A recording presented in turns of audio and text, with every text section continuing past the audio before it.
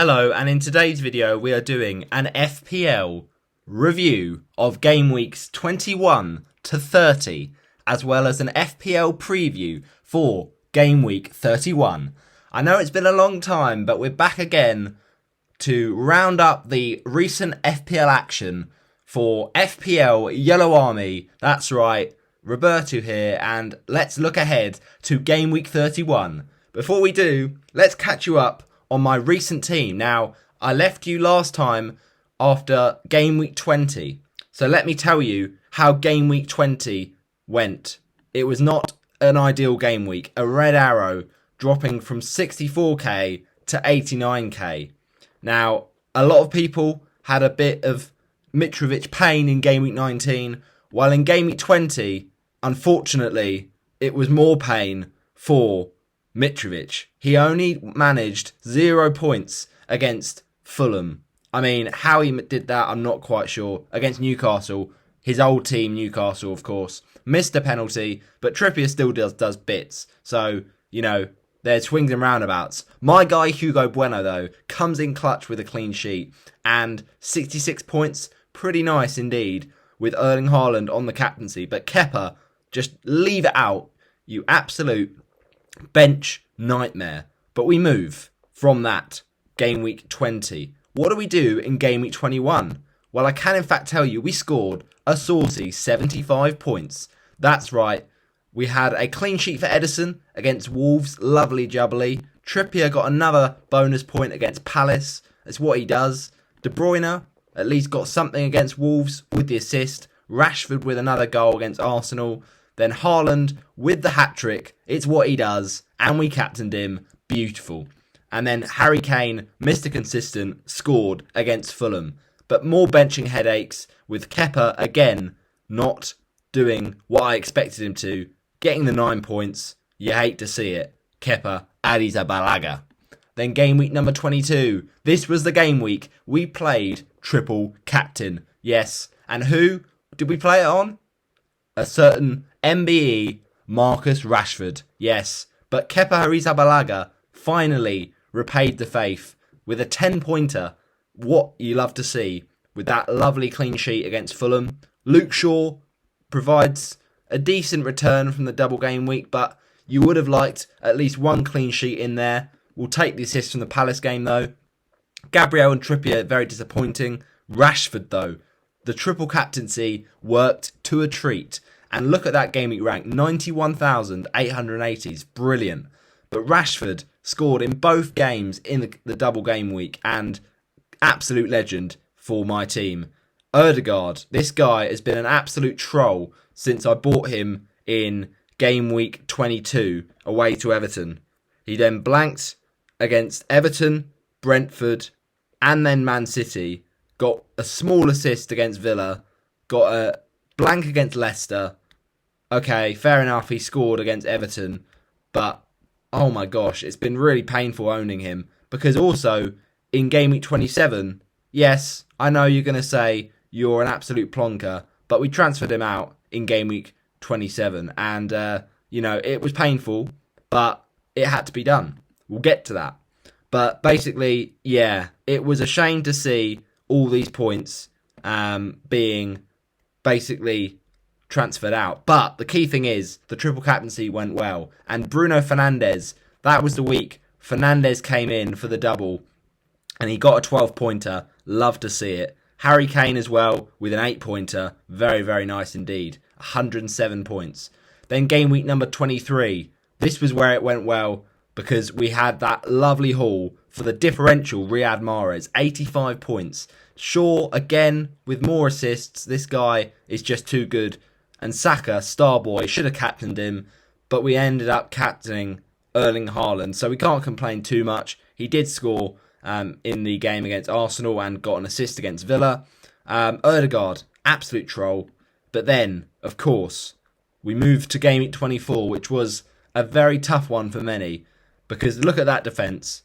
Shaw, the only player to get a clean sheet in my whole back line. And then the captaincy decision was just so unlucky. Forest away. Haaland has 2 sitters he misses. And Rashford should have been my captain, but, you know, it is what it is. We just thought City would destroy that Forest team, and it was a bad game week to Owen Mahrez because he didn't play. Bueno also, the clean sheet didn't come in against Bournemouth. You just thought, surely. And then Andreas, of course, when he is not on my bench and he gets auto-subbed in, doesn't deliver. But look, 53 points, we move. Now, Game Week 25, this was painful because in an ideal world, I should have captained Saka, but still, brought in Salah for the hit. -8 hit was taken, and that's the first -8 I think I've done all season, or one of the few, and we went for it, and to be fair, it kind of paid off, kind of didn't. Tarkowski was part of that -8, so that was a bit of an L when he got booked in the second game and conceded 4. And then Gabriel, legend 15-pointer. The only time he's really done well for me, because he's just not scored any goals in my team. We'll get to that in a second. And then Saka, legend. Ødegaard finally scores for my team for once. And then, of course, the legend, that is Erling Haaland, keeps on scoring. So yeah, ultimately a great game week, but I think I still got a red arrow somehow. Then game week 26, this is where the nightmare began. Game week 26 wildcard. It was a way that everyone was tempted towards, and I was one of those guilty party. And ultimately, looking in hindsight, I wish I'd have not done anything in game week 26, and then just basically bench boosted in 34, wildcarded in 33, free hit in 32. But what ended up happening is I wildcarded in 26 to then bench boost in 29, and now I'm going to free hit in 32. But basically, Liverpool destroyed that wildcard because Salah, who I took out, then has got an amazing 21-pointer. Darwin Núñez, who I also took out, got a 12-pointer. He decided to actually score points when I didn't have him. And then, of course, we also had the pain that was James Maddison, that we started over Alexis McAllister because it made sense. West Ham, they weren't defensively brilliant, but Southampton were even worse. And yet, Leicester did nothing against them. And this was really the start of the end, really, for Leicester. And Tony, legend, but didn't get booked, so you like to see that. It's just so painful when I had captaincy on Haaland and I ended up going with Saka, and at least Haaland returned. It was a tough week for a lot of people with the wild card there. But we move. Game week 27, that was the big game week for the doubles for Brentford and Brighton. Lovely stuff from Raya, because he got a clean sheet in the second game. We will take that. Estupinian, nice bonus against Palace. We'll take that. Ben Mee, again, 9-pointer. So, nice points scores here. Trippier, guts another assist, even though he doesn't keep a clean sheet. And, to be fair, gave the goal to Hwang Hee-chan. So, you know, a 5-pointer, we don't mind that. But Maddison, again, why do I put my faith in you, Maddison? You had a great scoring record against Chelsea. But what do? I bench you I bench Ødegaard for you. I mean, look, I know it made sense, right, to play Ødegaard over Maddison, but that's just hindsight, because I just thought Ødegaard hadn't been scoring many goals recently. Then Gabriel was the one that stings the most, because I also was aware Gabriel had a great scoring record against Fulham. But instead, he gets the goals on my bench. Lovely stuff. The 1 week he scores a goal in my team, he's on my bench. Rashford, Southampton, you thought, that's the banker. It can't fail. No, Southampton keep a clean sheet.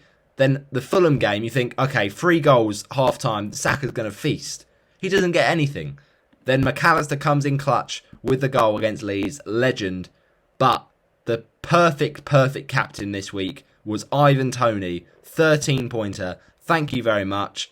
Ended up actually scoring just as much as Mitoma, I do believe.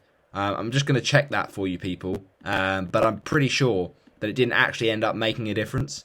So Mitoma, in game week 27, he ended up getting, 12. So actually, it did make all the difference. So I picked the perfect captaincy for game week 27.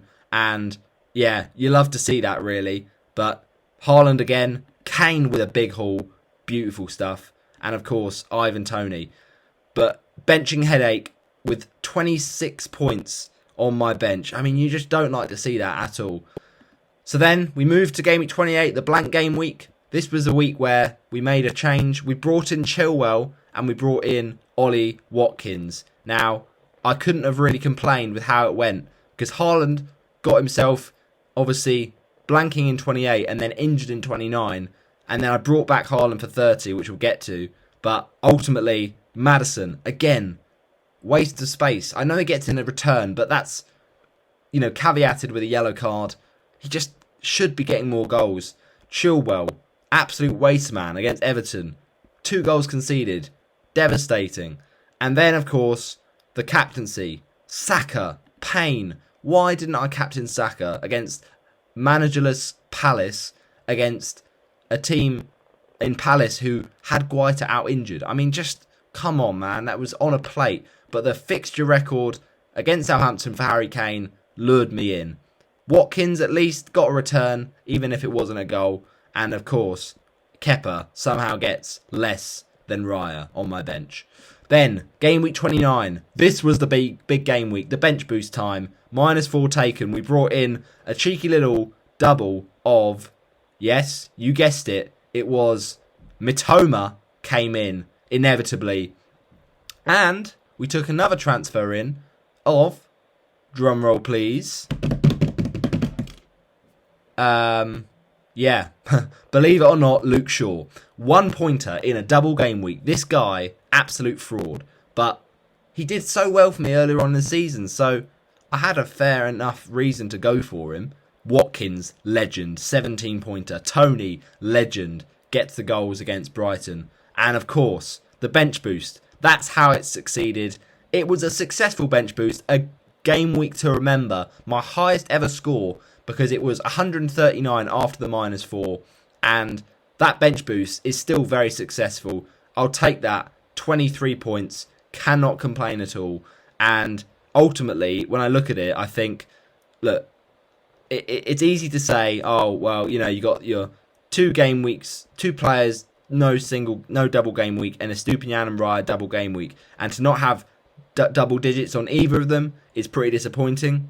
I agree with you, like I do, but at the same time, I look at it as, ultimately, although I got less as 23 than game week 27 on my bench, and also in game week 13 I scored 32 points on my bench, funnily enough, it's still a great bench boost, so I can't complain. Rashford, what a legend of a captain.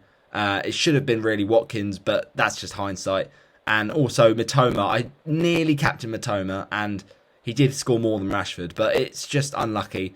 We're just glad we brought in Mitoma, to be honest. And Botman with a few differential points for once. Lovely stuff. Then, game week 30. What did we do? Well, we brought in the legend that goes by the name of Erling Haaland. Yes, we don't mess about. He came straight back in as captain, the perfect captain for this week. The thing that's frustrating me is that I had Maddison to Grealish. I toyed with it minutes before deadline. Didn't go through with it because I thought, is there much point in taking the -4 this week when I can just do the Maddison move next week? Well, that's what I ended up not doing. And it was a painful thing to see that differential 12-pointer for Grealish. But we've corrected the error of last week, this week. Don't you worry. After that amazing game week 29 and a bit of an underwhelming game week 30 because I was 2 points off getting a green arrow, but it was a red arrow dropping to 41,802. This is how we're lined up for game week number 31. So, -4 hit is taken. 2,004 overall points. Let's go. So, we are on Raya for the goalkeeper, simply because Wolves defensively are very bad. So I expect Brentford to do some good goals, but also defensively, Wolves. I think Brentford don't concede. I hope so, because that Wolves attack has been pretty blunt. And Raya, alright, he did score an own goal last week, but that was just unlucky for him, and it was a tough fixture. We correctly benched him last week over Kepa. But for me, this is the week to play Raya, because Lampard, after being appointed by Chelsea, talks of him possibly starting Mendy this week. And look, I just think goalkeeper transfers I don't really like to do them. They're pretty irrelevant, and unless it's absolutely essential for me to do them, I don't make the change. A lot of people bring in Edison this week for the game against Leicester. I could see a clean sheet for City there. It's possible. Although FPL usually works in the way that because everyone's selling Maddison, he's bound to now score. But ultimately, I kind of want a City goal to be conceded because Edison has just been too painful to own in the past, and I can't go back there. It's as simple as that. But Raya, surely against clean sheet time for that game against Wolves. Then we got Trippier against Aston Villa. Look, Trippier has been all season an absolute king, and this Villa team can concede goals. He can score and can get goals from set pieces and crossing shots from set pieces. So Trippier, he's just such a legend, and he just plays every week, unless it's a really tough fixture. But, you know, this week is not a tough fixture, so he starts. Then one of our players coming in for the -4 is Trent Alexander-Arnold. Yes, the Trent is back, my friends, after the start of the season, big at the back failed. Well, one of those members is back in town, and Trent is the man to do it because he's got a lovely run of fixtures coming up, and he's very differential as well. He's under 20% owned, and yet this guy in previous seasons has been the best defender to own. But he's going to come back. He's on his way back with form. Assist last week, lovely nutmeg on Zinchenko, and a lovely cross for the equaliser, or one of the goals, I should say, for Liverpool in that game. The Firmino header. And look, the way to look at it is Trent has got expected points for the attacking returns. We know Liverpool defensively this season and Trent defensively this season has been abysmal, but we're not getting him for the clean sheets. We're getting him for the attacking return potential. Leeds, Forest, West Ham, Spurs, Fulham, Brentford. I mean, all these fixtures, I could see Trent getting attacking returns in. So it's just a nice, juicy differential punt. Luke Shaw is up next. Now, he is starting this week, despite a lot of umming and ahhing about whether I bench him or not. I am going to start him. And I know what you're going to say. You could have a one-pointer there if Shaw is eased in for minutes ahead of that game against Sevilla in the Europa League. I agree. There's a risk of that, but it's a risk I'm willing to take, because if Shaw starts, then fantastic. He's got one of the best fixtures you can get in the FPL calendar. Forest, who defensively are going to be suspect. Shaw is brilliant at crossing in goals, and look, at the end of the day, Forest haven't scored many goals, so I could see easily Shaw getting a nice haul there. But the other thing is, if he doesn't play at all, then we've got players waiting in the wings. Midfield. Now, I benched last week McAllister against Tottenham. Luckily, it didn't really punish me like it did in Gameweek 26 with that wild card with the fixture against West Ham. But, oh my goodness me, how neither of them returned last week is absolutely amazing. They were robbed, Brighton, and this is the week to start both of them. Now, Tottenham, they got away with it with neither Brighton asset scoring the points. But this week, Spurs are not getting away with it. They've been diabolical this season, Chelsea, and I think they will concede, with Lampard admitting they might shuffle the pack in that team. So for me, this just makes perfect reading for Mac 10, the legend that is Big Mac, and Mitoma as well, the Japanese maestro who's come into my team since Game Week 29 and done the business. So yeah, look, ultimately unlucky to blank last week against Spurs, but this time there's going to be vengeance on the mind. Then Grealish is my other transfer. So I brought in Trent for Ben Chilwell, who, look, Chilwell's been a bad transfer. Chelsea are just not very good in general. And although I'll probably keep Kepa because he's actually got me points and he's a goalkeeper, so it's not worth, flipping between transfers. Chilwell is one that I just can't really look at as a good option when they could bring in Lewis, they could bring in anyone in that left back spot, and Chilwell is just, Chelsea are just not very good defensively, and ultimately I prefer someone like Trent who's got that, he's definitely going to play more minutes and he's got more attacking threat, and Grealish is my other transfer in. So I'm taking out Maddison mainly because I think Rashford might be back for game week 34, which is when we'll want him for that double game week. Remember, in 32 is a blank game week, so Rashford wouldn't have a fixture anyway. But I believe that with Ten Hag's comments about Rashford should be back when we need him. And if he's out for 33, I can always bench him. If not, I can bring him in. So I think it's not worth the transfer out because I'll be free hitting in 32 anyway. So therefore, I opted to sell Maddison first because Maddison is just a sore pain in the neck, really, in my team. And look, even with the fixtures after Man City, I just think Leicester aren't good enough. I think Leeds, they'll go for that. That'll be at Ellen Road. They'll be up for it. Then the next game, they've got Wolves. They're a pretty stubborn defence recently. I just think Leicester are pretty much doomed unless Dean Smith can massively turn things around. Now, as I say, FPL is written in the script that Maddison will score against Man City. And to be honest, it'd be funny just to see that and I'd accept it and I'd be like, fair enough. But I wouldn't care, to be honest.